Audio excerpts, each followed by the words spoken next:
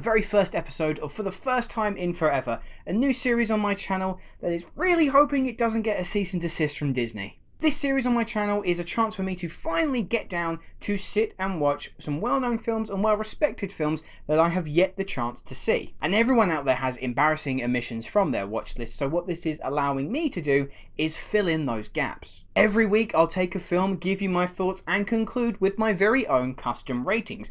What are these custom ratings, I hear you ask? Well, starting from the bottom, we have What's the Fuss? This suggests that the movie missed the mark entirely, and I just don't understand why it has all the hype surrounding it. Then, a step up from that is Don't Bother. This isn't as disparaging as the previous one, but it's one you should probably still steer clear of. Not Urgent isn't indicative of the movie necessarily being bad, but there are plenty of other better films out there for you to watch, and this shouldn't be at the top of your list. Worth It kinda speaks for itself. This is if I think a movie is worthy of all the hype and expectations placed on it. And then finally, if a movie exceeds my expectations and completely blows me away, then it will be awarded the distinguished God tier rating. And so with all that out of the way, let's break the first and second rules and talk about Fight Club. Wait a second. I am going to be talking about spoilers for this film, so consider this your warning now. Welcome to Fight Club. The first rule of Fight Club is, you do not talk about Fight Club. The second rule of Fight Club is, you do not talk about Fight Club. So, Fight Club. I think it's pretty shameful of me, considering that I've been reviewing movies now for almost 5 years, and I've just finished a degree in film, that I have yet to see a film that many consider to be one of the greatest films of all time. And unfortunately, going into the film earlier this week, I wasn't immune from knowing the big twist at the end. Yes, I was already aware that Tyler Durden, Brad Pitt's character in the film, is merely just a creation of Edward Norton's spiraling psyche. Thankfully, that by no means spoiled my enjoyment for the movie, because what it actually allowed me to do is look at the movie through a different lens, where I'm noticing all of these quite, in some cases, glaringly obvious references to that later twist, and it just helped me appreciate how clever this movie actually was. Yes, if I haven't made myself clear just yet, I think that Fight Club is an absolute triumph of a film. Focusing on Edward Norton's unnamed narrator, he's stuck in a dead-end job, living in a deadbeat apartment, attending a multitude of therapy sessions just so he can feel something and allow himself to sleep. He eventually meets Tyler Durden, a soap salesman, who begins to teach Norton how to change his life into someone of meaning, thus them starting an underground fight club. Obviously, there is so much more to it than that, because when I say that this film is heavy, I mean that it has so much to say about so many different topics. Yes, on face value, it's about a man going through a severe life crisis and starting a brutal fight club, but if you're looking at it as just that, then you're missing the much bigger, more interesting picture. For me, the most striking concept about Fight Club is the way it deals with themes such as rage and masculinity. The film is painting a direct message about how men express their rage, both internalized and externalized. Norton's character is used to sort of internalizing his own rage in his rather unimpressive existence. Meanwhile, he creates this Tyler Durden persona that he himself views as a physical manifestation of the externalization of that rage. Through Durden, he's able to live vicariously the life that he's always wanted. He can have the idealistic male body. He can have the supreme and dominant physical attributes that Tyler Durden possesses. He can be the superior fighter. He can exude the suave coolness that Tyler Durden often does. He's everything that he wants.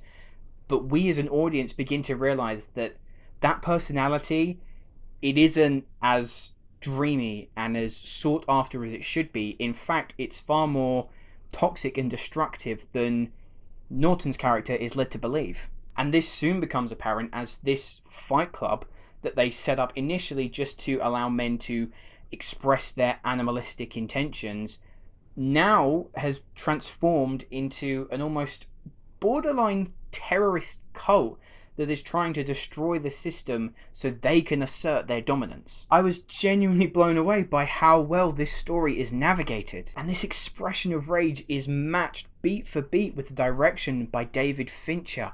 He crafts this movie in such a way that when it was released in 1999, moviegoers, they hadn't seen anything like this. That's why when it was released, it kind of got a bit of a mixed reception. Some critics were on board with it. They saw it as a game-changing movie, but others, it was too stylized. It was way too intense. It was extremely in your face at points, and for some, I do think it's quite a required taste. But his direction, it's unlike anything that the film industry had really seen at that point. And you look at it now, and you kind of have to thank Fight Club.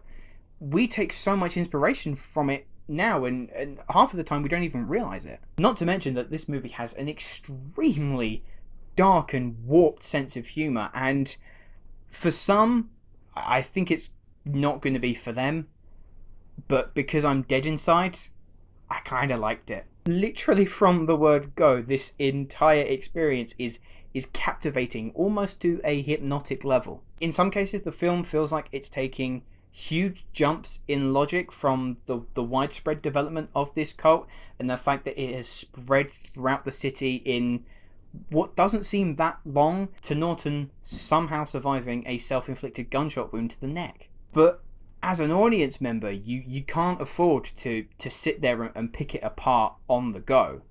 Instead, you're required to just buckle up, go along for the ride, and at least for me, by the time the film had finished, I just kind of sat there in a state of shock, pondering everything that just happened. In terms of performances, it's really only the three central performances that you can talk about. Edward Norton, I think this is such what I'd imagine to be a really physically and mentally draining role. And as iconic and often parodied as it may be, that scene where he's in his boss's office and he begins to beat himself up in an effort to exploit the boss, it's extraordinary to watch. And Brad Pitt gives a performance that, and I don't think I'm underselling it here, is the performance that defined his career. Brad Pitt is now synonymous with the character of Tyler Durden. You can't really think of one without the other somehow creeping in your mind. In an instant, he can turn from the suave, cool, badass guy that we see Tyler Durden to begin with, to then the wild, unpredictable, psychotic beast that he eventually evolves into. And finally, you have a really on-form Helena Bonham Carter, who plays Marla, who is twisted, but she's mistreated through Norton's kind of deep, disturbing breakdown. His inability to grasp reality ends up taking a toll on her, and it's kind of tragic to watch. Oh, and seeing Meatloaf with breasts is an image that I never thought I'd ever see.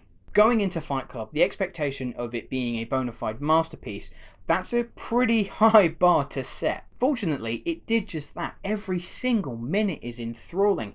This movie takes a lot of deep dives into territories that some films are too scared to even paddle in. The direction, the writing, the editing, the acting, everything, every single component of this film is working at such a high quality that as someone who just enjoys watching films, this is the kind of film that I live for. And by the time we see the buildings crumble and fall around them, I was left speechless. So, after watching Fight Club for the first time in forever, it receives God tier.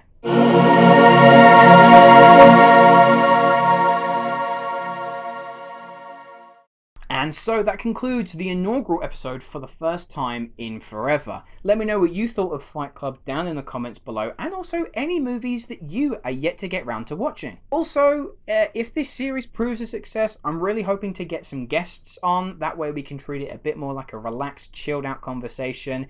If that does interest you and you have some sort of idea of a film that you'd like to talk about, then just let me know, reach out to me on Twitter, and we can try and sort something out.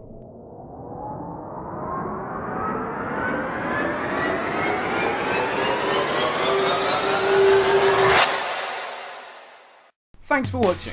If you have enjoyed this video and you'd like to see more, please make sure that you click that like button and subscribe to the channel if you haven't already. All the links to my social media accounts, my Facebook, Twitter, Instagram and my letterbox are all in the description below. And if you haven't liked the video, what are you still doing here?